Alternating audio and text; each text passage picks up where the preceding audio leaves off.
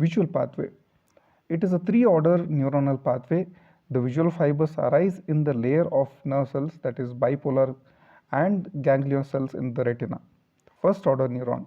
These are the bipolar cells with which a receptors synapse. It is of three types: rod bipolar cell with rods, flat bipolar cells with cones, and midget bipolar cell. The bipolar cells synapse with ganglion cells. Second order neurons. These are ganglion cells, and ganglion cells are of two types: large magno and small parvo. The axons of ganglion cells emerge out of the eyeball as optic nerve. The optic nerve consists of two groups of fibers. The fibers which coming from the nasal half of the retina, which carry light sensation from the temporal half of the field of vision, and also fibers from the temporal half of the retina which carry light sensation from the nasal half of the field of vision. There will be partial crossing of the optic nerve fibers occurs at optic chiasma, and two optic tracts are thus formed. The optic tract ends in the lateral geniculate body.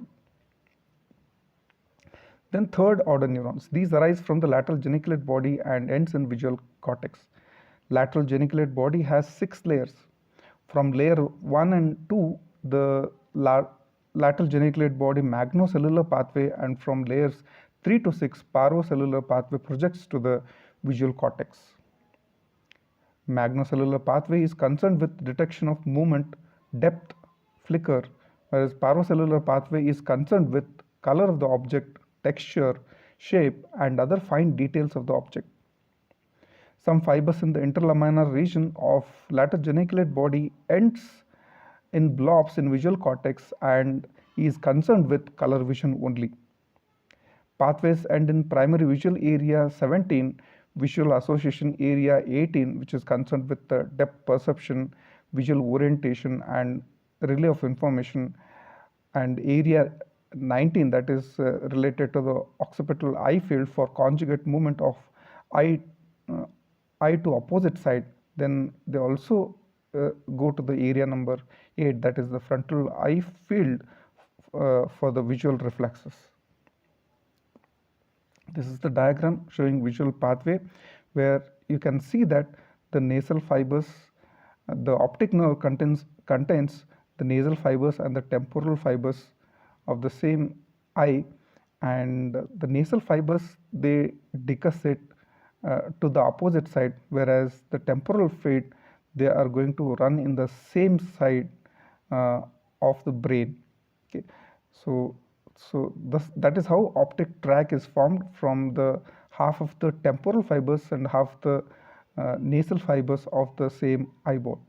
Then they go to the lateral geniculate body, and they are going to go to the 6th layer of lateral geniculate body, and from the area 1 and 2, the magnocellular pathway arises, and from 3, 4, 5, 6, parvocellular pathway arises, and they project to the primary visual cortex.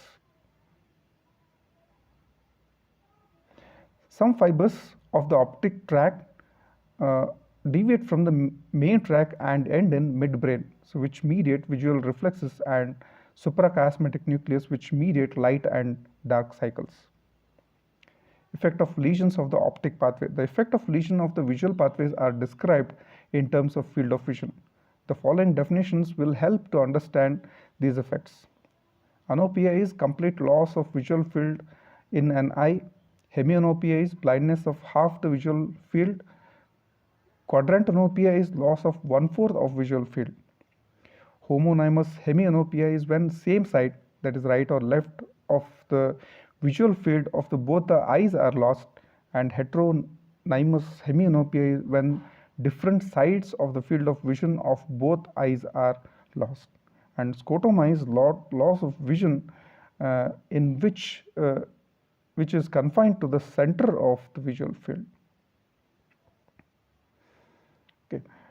The diagram shows the lesion of the optic nerve in the figure A, which is it leads to anopia. Lesion in the optic chiasma leads heteronymous hemianopia. Lesion in the optic tract will also lead to the homonymous it will lead to homonymous hemianopia. Lesions in the lateral geniculate body leads to homonymous hemianopia. Lesion in the optic radiation, that is geniculocalcarine tract, also leads homonymous hemianopia, but with macular sparing, whereas lesion of optical cortex can lead to scotoma or quadrant anopia. Macular sparing, the loss of peripheral vision with intact macular vision. This is because the macula has a large area of representation in the occipital lobe, and it is greater than that of peripheral part of the retina. Binocular vision. The central part of the visual fields of the two eyes coincide. Therefore, anything in this portion of the field is viewed with both the eyes and is fused at the cortical level into single image, and it is important for depth perception. So this diagram shows different defect in the field of vision. If the lesion is in the optic nerve, it is going to lead to anopia. If the lesion is in optic chiasma, it is going to lead to bitemporal hemianopia. And if the lesion is C, that is left optic tract, it is going to lead to the right homonymous hemianopia. And if the lesion is in the cortex at the cortical level, or in the radiation, optic radiation, it is going to lead to homonymous hemianopia with a macular sparing.